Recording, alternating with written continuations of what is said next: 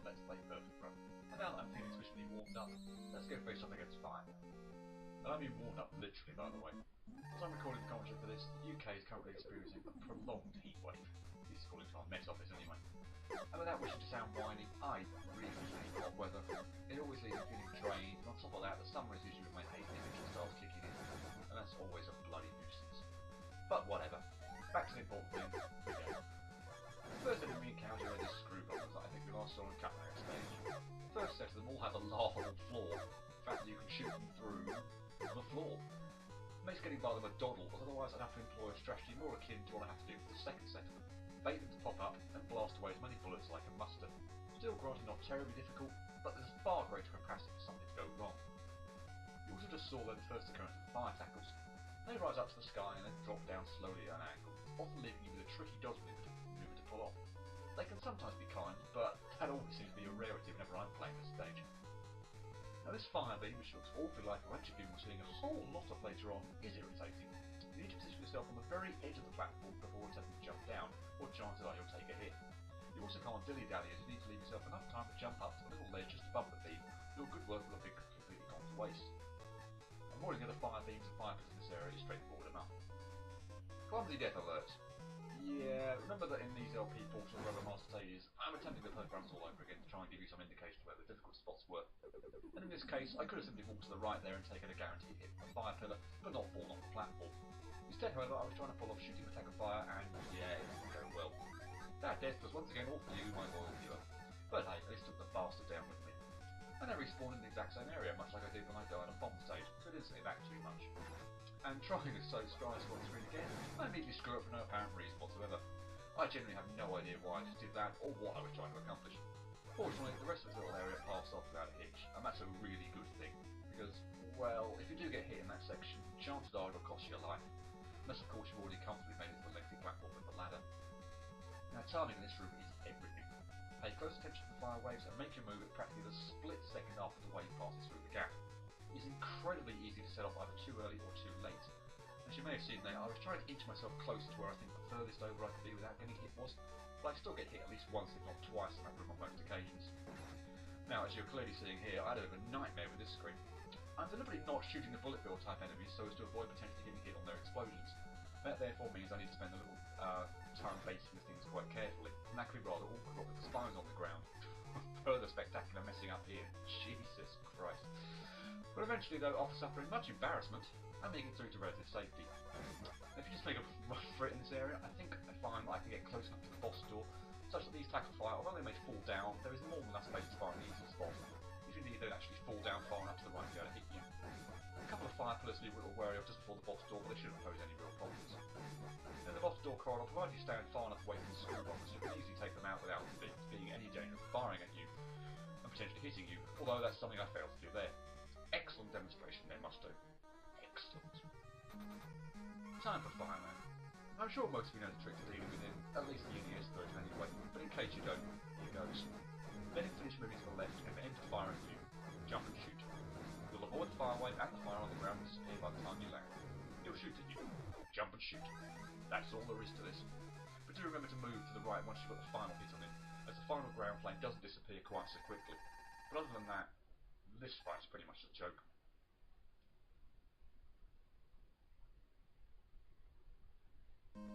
That was far more than audio to get through. Possibly some of you wondering if that was the first stage I had to admit defeat on. I'll admit there was plenty of failure during that run, but gladly for me though, no, this wasn't it. It was tricky for me certainly, but by no means undoable. Enjoy the perfect run.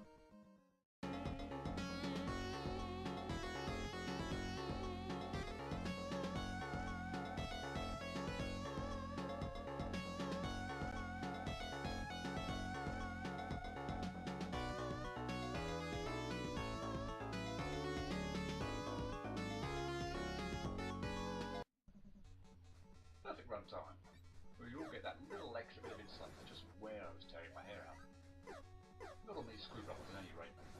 Really helps that you can shoot some of them through the floor as well. Wiley was clearly having an off day when he drew this up. Not quite sure what I was doing there. Really no idea. Just let that slide. And so here come the tackle fires. As you'll see here, they often really don't give you a lot of room.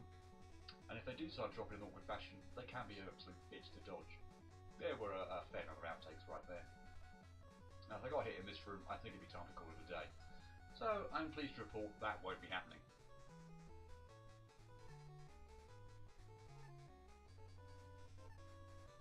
Now back to this fire beam, which is still as irritating as ever. Position yourself well or you're going to get hit. Trust me, I speak from experience. Painful, painful experience. Fortunately the rest of the fire beams and the fire pillars are no problem really.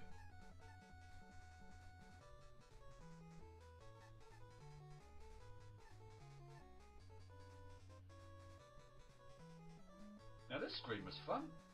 Not. I hated getting through this screen. Multiple failures here, mainly due to the tackle bars dropping down in irritating formations. Like that! And I really thought I screwed this jump up. Seriously, go pause that and look for yourself. I think one of his robotic toenails must have clung onto the ledge. I jumped way too far back from the higher ledge edge and just about got away with it. Okay, enough with the tight manoeuvring already, jeez. Fortunately, the Attacker Fire wanted to behave there while I need to jump past two fire pillars. Yeah, if they drop down awkwardly there, have fun dodging that. And this room. Easy to sail through with a certain utility platform spawning item. An absolute pain when you don't have it, or more appropriately in my case, a forbidden to use it. I'd say double figures on the number of mess-ups on this screen, easily. I swear your timing needs to be practically bang on perfect, if not actually perfect to get through. And you have to do it twice.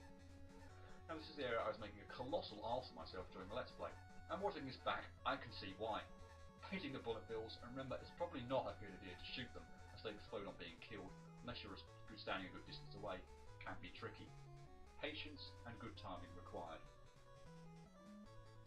And this, I cut way too freaking close. The spine almost caught up with me, but thankfully not quite. Yeah, way too close. And thank you Tacklefire for descending in that pattern, just when I thought I'd pretty much cleared the last awkward bit. Yours. But I made it through, and that was the first and only time I needed to make it to this point. The rest, that being these fire pillars, the ceiling screw bombers, which you can take out from a distance without even them getting a chance to shoot at you, and Fireman raw plain sailing. In fact, I think you could just run through this bottom door corridor, and the screw bomber shots will miss you. But at the time, I didn't feel like risking it. I also thought in the back of my mind that there was a possibility that trick may only work in the Wily Wars version. It might actually not work in the Wily Wars version. I honestly don't remember. But just by way of comparison, there's definitely a run through the area of Full Pelt and You'll Make It section in the Wily Wars version of Shadow Man stage that definitely doesn't work on the NES version. Fireman, at any rate, is the same pushover he was a couple of minutes ago. Then you get the first attack in, then shoot and jump. Nothing much more to it than that. Although, do remember to move to the right when you get that final hit on him. Because as I said, for the last flame will remain on the ground that little bit longer and will get you. And you really, really don't want to mess up on that. Before we move on to difficulty analysis, I wanted to demonstrate the point I made earlier in this video regarding the different way that Fireman works in the NES and Wily Wars versions. So here we are, Wily Wars Fireman. This fight goes as follows. He doesn't shoot at you until you hit him. Once you do, he shoots one fire wave at you, which you jump over and sideways to avoid landing on the flame on the ground, which appears where you were standing when you started your jump. Then simply rinse and repeat. This technique most certainly does not work on NES Fireman. We'll see what happens if you try during the rematch of the final force level, but as you saw during both previous fights in this video, if you want to beat him taking no damage, wait until he's finished moving to the left and shot at you, jump over the fire wave while shooting at him, but don't move sideways, just jump straight up. Both versions are very simple to beat, no damage. As mentioned before, I didn't expect NES Fireman to work any differently to his Wily Wars incarnate, and he kicked my behind first time I fought him. In my defence, I didn't have a full health bar, but still, I'll quite happily confess that he just caught me completely off guard.